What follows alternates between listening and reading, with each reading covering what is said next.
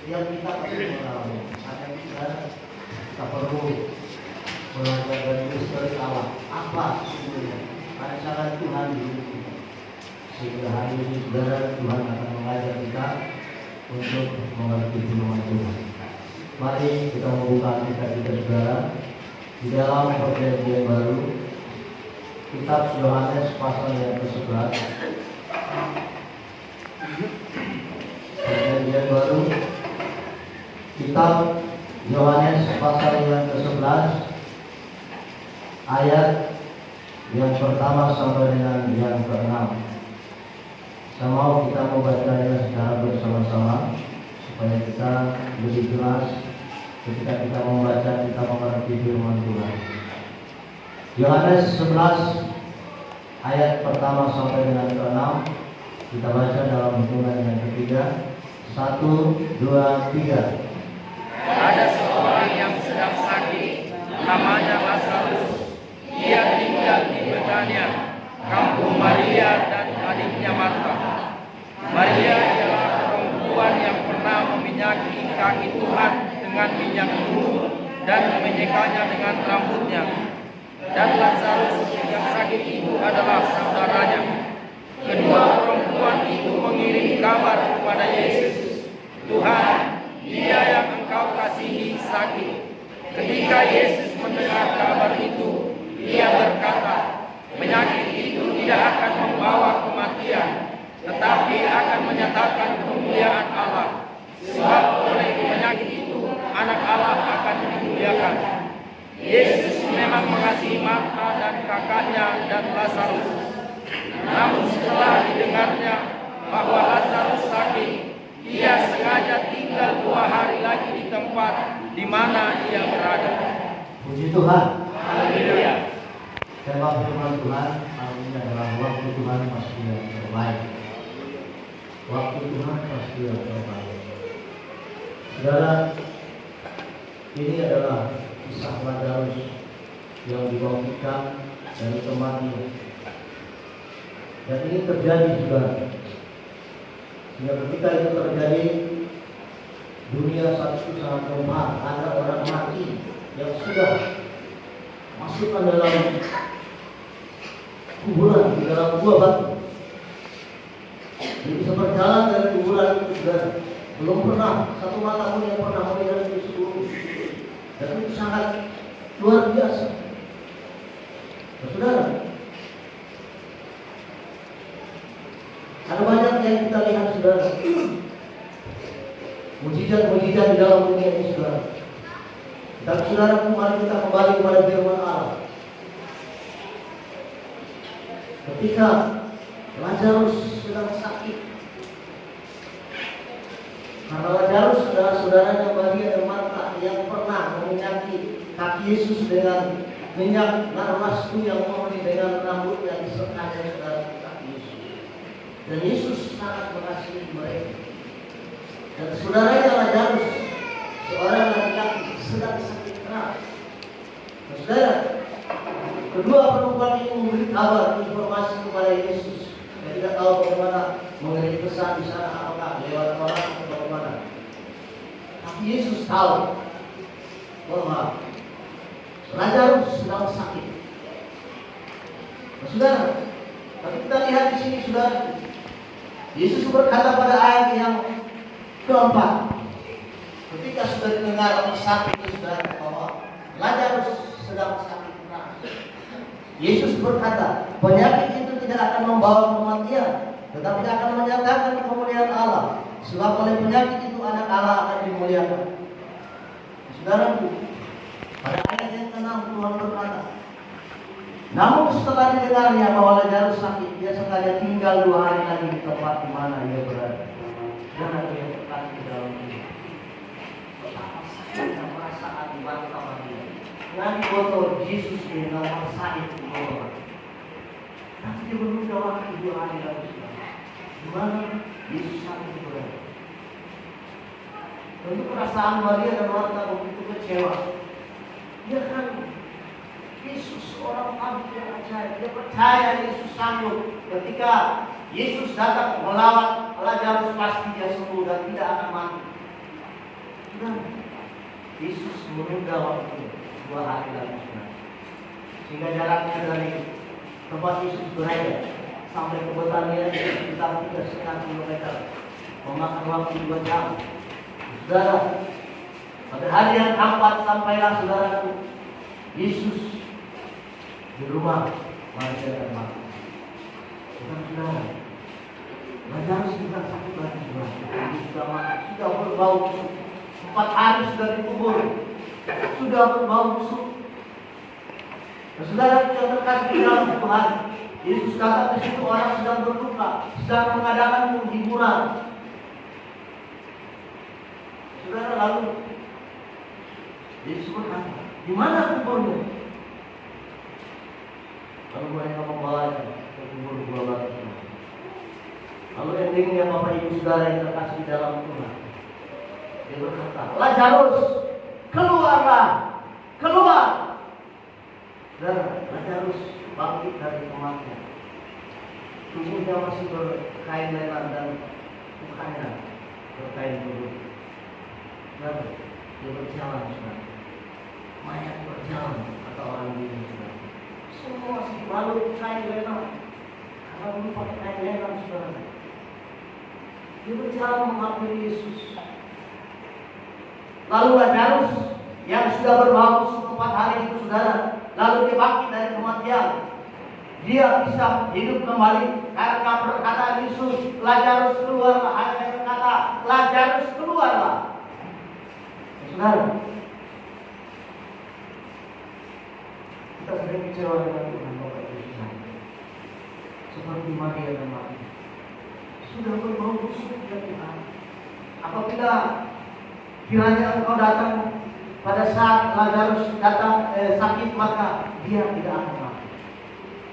Saudara, banyak orang berjuang untuk waktu yang tepat. Waktu itu adalah uang kata dunia. Kita di sini semua. Bagaimana Tuhan menunda waktu itu? 2 hari dia sudah. Padahal sudah sakit keras. Ngai bagaimana kamar saya, tetapi dia menunda waktu itu, saudara. Selalu dikejar-kejar oleh waktu, saudara. Mengatakan tidak, asa tenang. Saudara pergi ke Jepang, saya tidak pernah pergi ke Jepang. Dia CNN di saudara bahwa orang Jepang itu super sibuk. Sehingga banyak orang sekolah di sana. Mereka gila kerja. Mereka sangat takut untuk terlambat pergi kantor dan pergi kerja. Sehingga di angkutan umum mereka berdesak-desakan tidak ada, saudara, baik laki-laki perempuan. Semua mengejar waktu supaya waktunya tepat. Begitulah manusia. Tapi saudara yang terkasih di dalam Tuhan, Yesus itu sendiri tidak mau mengejar waktu, tidak mau diatur oleh waktu. Dia tidak mau diatur bagaimana. Kalau sudah sakit, kalau saya terlambat pasti dia mati. Karena saudara tidak terkasih di dalam Tuhan, itulah Yesus kita, Tuhan kita, Raja semesta alam. Bahwa waktu itu sesungguhnya, saudara, dialah waktu itu, saudara. Artinya apa? Dialah yang menciptakan waktu. Dia bisa membalikkan matahari, saudara, menjadi aturannya jam 12 sekarang, saudara, bisa menjadi jam 8 pagi, saudara. Dia bisa mengubah semua itu, saudara. Dia tidak terbatas pada ruang dan waktu. Dia tidak bisa diintimidasi, dia tidak bisa diatur oleh waktu. Maria dan Marta berkata bahwa sudah terlambat, tapi Yesus tidak mau diatur oleh waktu itu, karena Yesuslah waktu itu sendiri. Karena apa saya katakan Yesuslah waktu itu? Karena dia adalah Alfa dan Omega. Dialah yang awal, dialah yang akhir. Dia tidak tahu kapan lahirnya Allah, karena dia sendiri adalah Allah itu sendiri. Dia tahu di mana terciptanya Allah, dan dia adalah waktu sendiri yang mengatur segala sesuatu dari bawah matahari. Bagaimana Allah luar biasa. Tidak ada kata terlambat bagi Tuhan Yesus. Amin. Tidak ada kata terlambat bagi Tuhan Yesus. Saudara sekarang sedang seperti apa? Hai kamu yang berkata usiaku sudah tua, kapan lagi aku mau sembuh?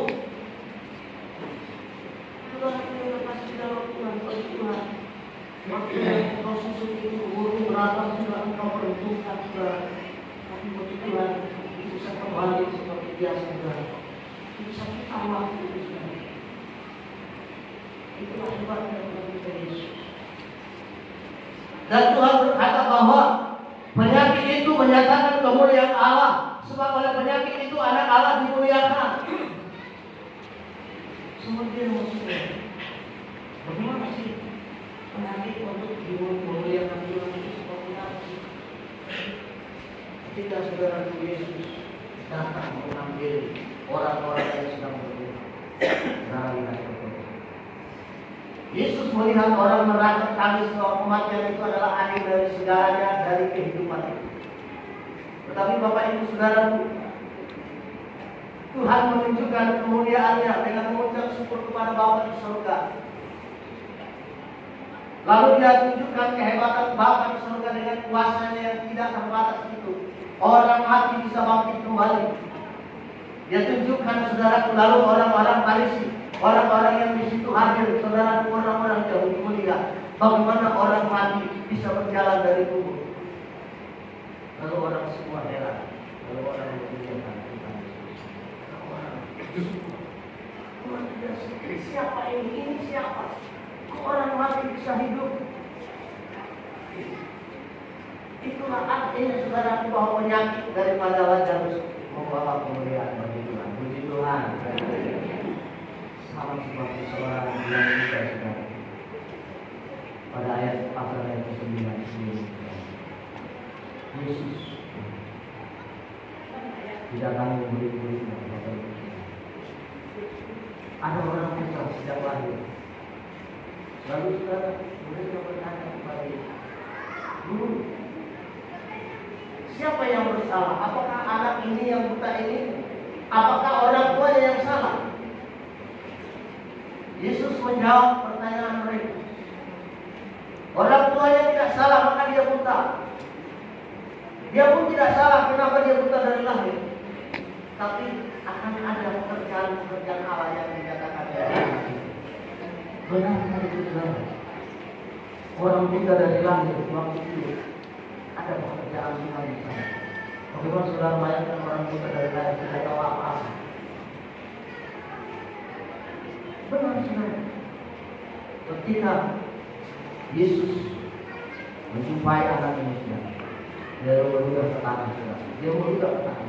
Lalu diambilnya tanah yang indah ini kita lalu bukannya saudara. Dimakan. Lalu dia berkata, pergilah ke kolam Siloam, basuhlah dirimu, maka engkau akan sembuh. Orang ini pergi ke kolam Siloam, lalu dia sembuh ketika saudara. Dia dapat melihat, dia dapat melek. Lalu saudara, gimana kemuliaan Allah? Lalu saudara, dia berkata kepada orang-orang Farisi, benci. Orang bertanya, ayo saudara buta naik pikir bakat dulu. Inikah orang pengemis yang ada di pinggir main Allah? Yang dulunya buta, kenapa dia bisa melihat? Siapa yang memelekkan engkau? Orang buta ini berkata, saya tidak kenal dia. Tapi dia menjamah mata saya, lalu saya mati di kolam Siloam, lalu saya sembuh. Itu saya yang saya tahu. Lalu apakah kau percaya bahwa itu adalah Tuhan, bahwa itu adalah Guru? Saya tidak peduli dengan itu, yang penting saya sembuh kata orang itu. Lalu dia bersaksi kepada banyak orang. Ada orang yang menyembuhkan saya.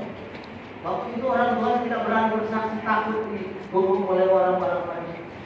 Dia bersaksi saudara yang sembuh. Banyak orang terkesima saudara. Banyak orang terheran-heran. Orang melihat yang buta dari lahir belum pernah terjadi sembuh, melek matanya hanya dengan Yesus saja, mengoles tanah dengan mudahnya, lalu basuh di kolam Siloam lalu sembuh. Ada Yesus yang mampu melakukannya. Bukankah ini kemuliaan bagi nama Tuhan? Puji Tuhan Yesus, haleluya. Percaya penyakit itu membawa kemuliaan bagi kita. Karena engkau itu berkata saya berdosa tidak berdosa. Sakit tidak hanya terjadi karena dosa.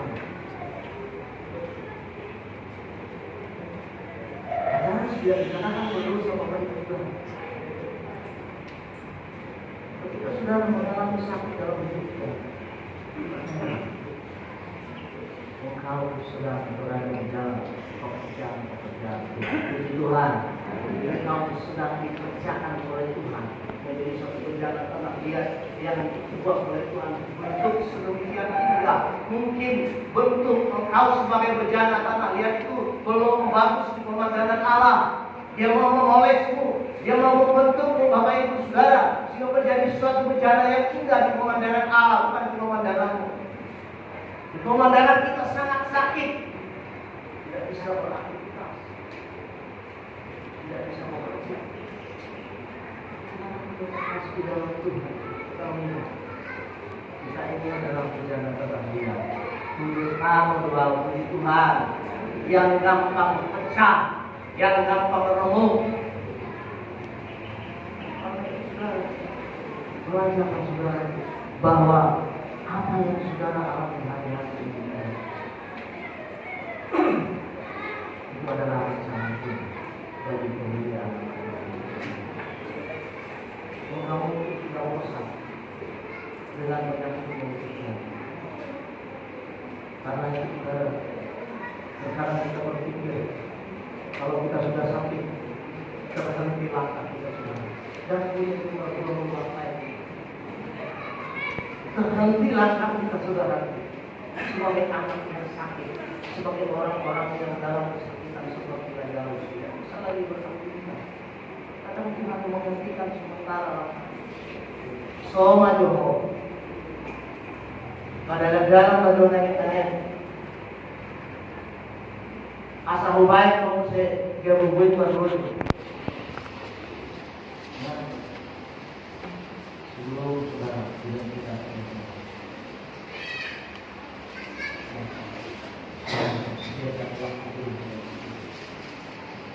saat COVID-19 melanda bukan hanya kita.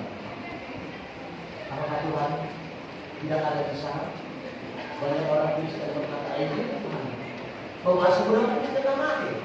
Kalau benar memang Tuhan, kenapa orang-orang bisa masuk dalam ancaman COVID-19 yang banyak orang Kristen yang mati? Gimana Tuhan? Pertanyaannya, bagaimana Tuhan? Pertanyaan begitu muncul ketika COVID-19 ada. Banyak sekali pertanyaan tentang keberadaan Tuhan. Di mana engkau Tuhan ketika aku mengalami ini?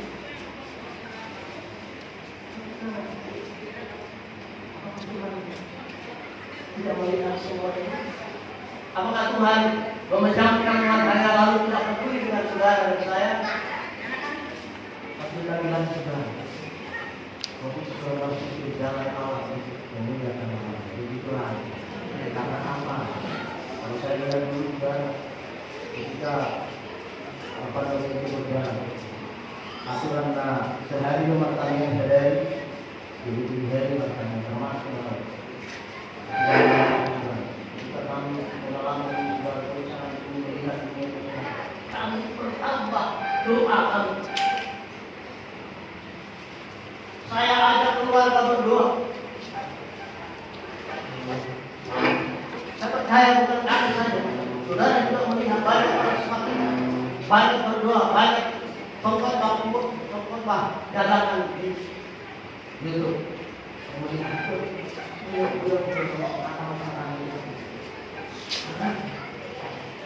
orang semakin sadar bahwa Tuhan bekerja seperti kita berjauh dari Dia.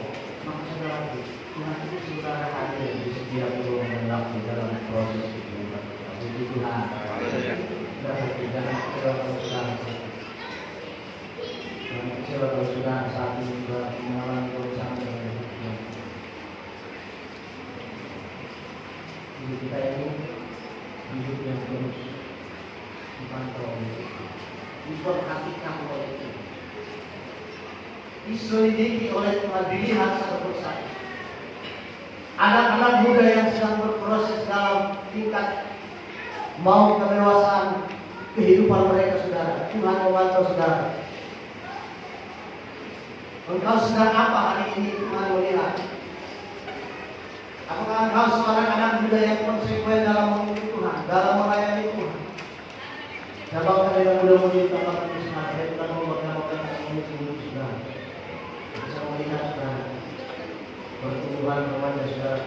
rakyat untuk memilih. Pertumbuhan anak-anak juga saya lihat mereka mau takut begitu oleh Tuhan. Sekalipun akhirnya bukan mereka semua mereka sempurna. Tapi ketika saya lihat kalau bernyanyi di depan semangat karena mereka mau belajar, mereka mau melayani Tuhan. Puji Tuhan. Semua itu sudah pasti harus berjalan. Jika ada yang mau menuntun mereka, jika ada yang mau memberitakan firman itu kepada mereka, mungkin di rumah orang tua selalu memberikan firman Allah yang mendidik mereka, tetapi itu tidak cukup. Mereka di rumah Tuhan harus beri pengajaran yang daripada Allah, karena di rumah sangat terbatas. Terkadang orang tua memberitakan firman Tuhan tapi sambil menyuruh bekerja. Tetapi di rumah itu mereka bebas berkata, mereka bebas mengeluarkan aspirasi mereka melalui Tuhan Yesus. Mereka dengan luka datang kepada Tuhan. Mari saudara mendengar bagaimana Lazarus ternyata sakitnya untuk mempermuliakan nama Tuhan. Apapun keadaan hari ini, jangan engkau menilai Yesus itu salah. Jangan menilai bahwa Tuhan tidak peduli denganmu. Semakin kita mempertanyakan hadirat Tuhan di dalam hidup kita, semakin kita bertanya, di mana engkau Tuhan ketika aku sedang terpuruk, ketika aku sedang gagal, ketika anakku sedang gagal total, aku sudah berusaha dengan maksimal kekuatanku, tapi gagal anakku. Di mana engkau pada saat itu? Tetapi Yesus, saudara yang terkasih dalam nama Yesus, tidak pernah menutup matanya. Dia selalu menyatakan telinganya kepada setiap yang minta tolong orang-orang yang berseru kepadanya. Ini Tuhan. Tenanglah saudara di dalam perang. Tenang saja saudara. Kamu terlalu takut. Ayo berani-berani menolong. Manusia Ubendo siang kehidupan sehari-hari dan tolak ke aku perekonomian 1-3 tahun. Semakin berat, cari berita susah. Semakin sulit, harga-harga meroket, gaji sangat rendah, tidak sesuai dengan kebutuhan pokok yang semakin melambung tinggi.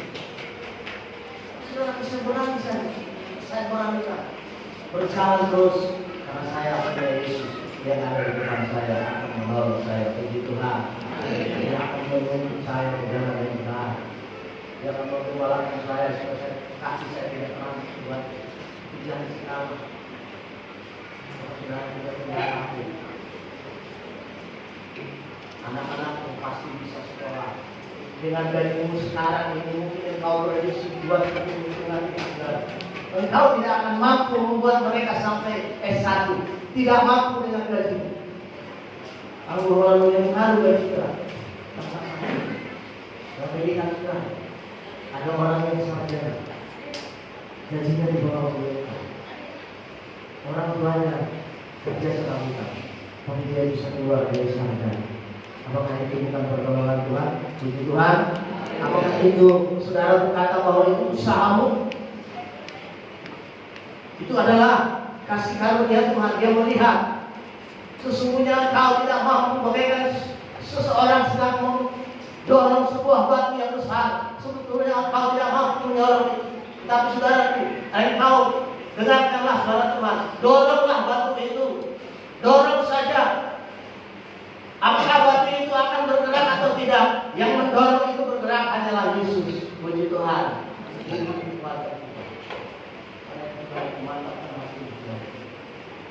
Kenapa berjalan bersama Yesus? Berikan tepuk tangan bagi Yesus. Haleluya.